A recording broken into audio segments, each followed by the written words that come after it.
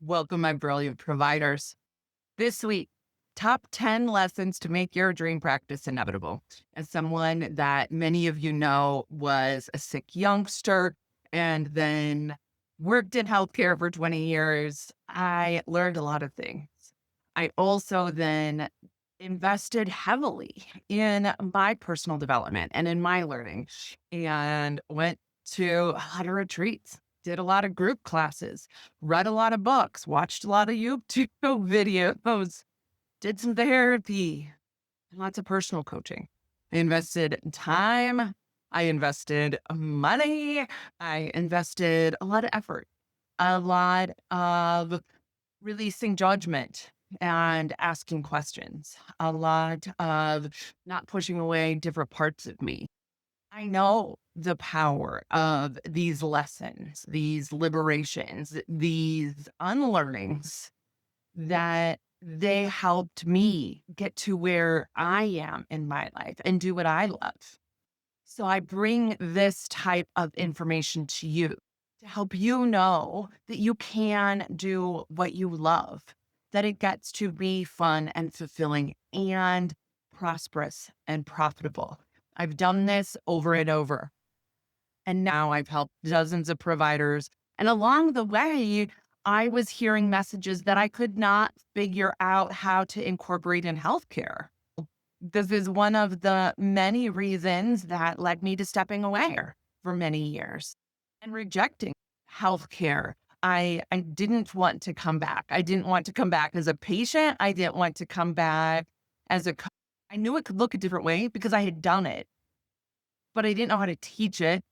And a lot of the doctors I had worked with, I didn't like. But I know that those of you that are here, you are the caring and compassionate provider. You're probably a whole lot like me, where you get so frustrated knowing it could be different, knowing it could be so much better, knowing it would be so easy. And so you're on this journey too of trying to figure out how to do it. What's your path? What's your next step? Asking yourself those questions over and over and over, doing the research, looking for somebody to kind of give you some guidance. You are asking yourself those questions. You're coming to loving all those parts of you. And I want you to know along this way, along this path, you're going to hear a lot of different stories.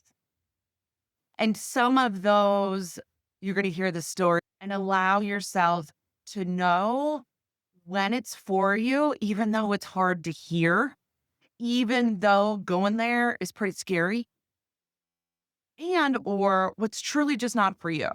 What doesn't match with your values? What doesn't align with your thinking, with your way of wanting to be a caring and compassionate provider? This week, I'm going to share some of the most profound lessons that I was taught along the way, that I learned along the way. Each type of learning, each message is going to have its own place on your personal journey. You will have groups and lessons. You will have the individual coach or provider. Your goal, though, in the long run, is to outgrow them. Even as someone like me that has programs in all different levels of your journey, from just developing and getting clear on your vision and what you want, to expanding your dream practice to the next level where you're speaking and you're doing publications and you're doing all these things. I hope you outgrow me. I hope you get to a point where you know that the answers are inside of you and that you know what you need to know when you need to know it. And that what you know and what you need to know at each path, at each part of your path, is going to be different. And it's okay if they look different, if they sound different. If one time in your path it says go, go, go, go, go, your intuition is driving you, and keep learning and keep doing the thing and go to the place and talk to the person and learn here and read that.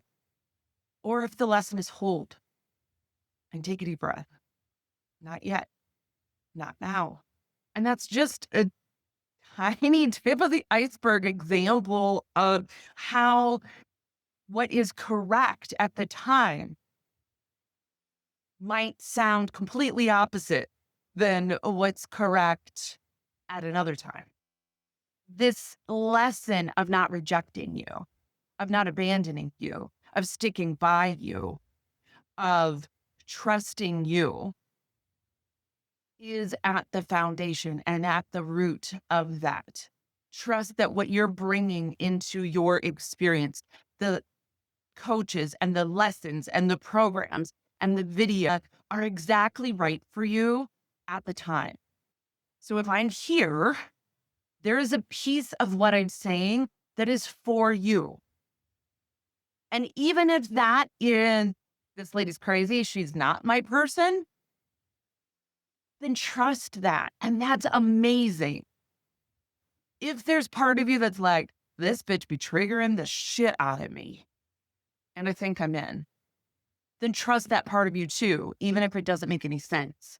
And I say that about working with me, but that is with any coach, any guru, any advisor, any mentor that you're going to meet along your way.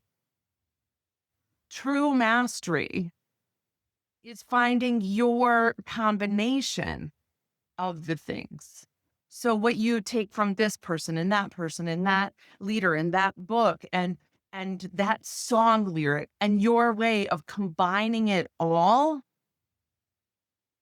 that is true mastery. Now you've done this with tests or procedures or people that you've learned techniques or diagnostics, but you're going to do this with your practice too, knowing that it is multifaceted and that what fits this situation may or may not be the right combination for this situation.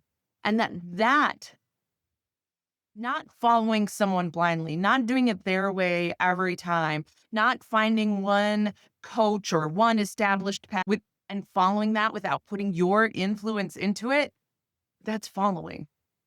That's not leading. That's not creating something new. And you are creating something new. There's going to be this time where you're looking outside of you because you're learning, you're unlearning, and having all these other viewpoints and being able to take this in is what's for you. And then there's a time of sifting, filtering.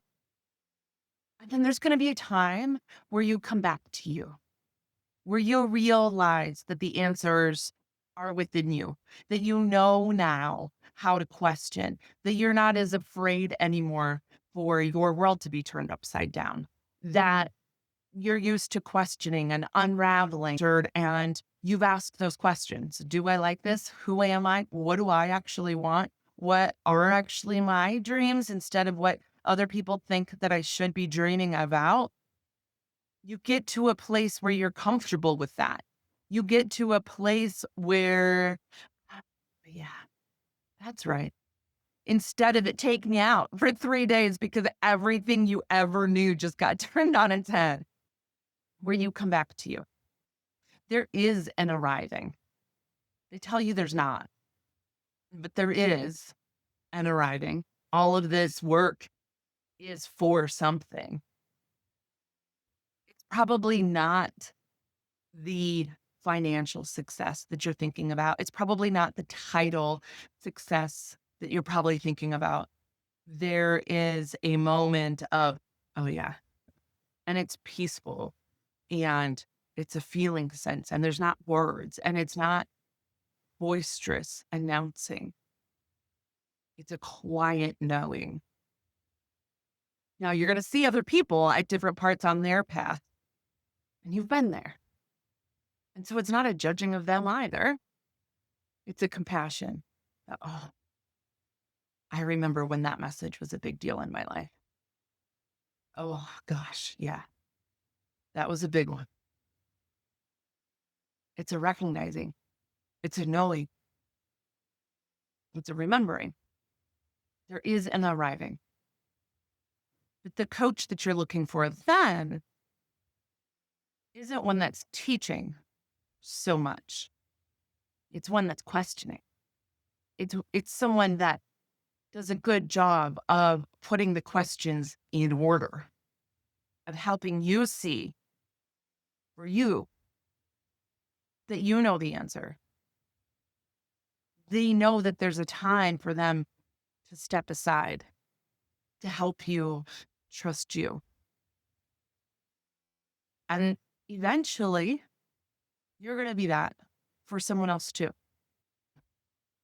So join me this week as I share the top 10 messages that I learned along the way that helped me develop my dreams and bring my dreams into being, that were pivotal in my journey of coming home within me, of making my dreams come true.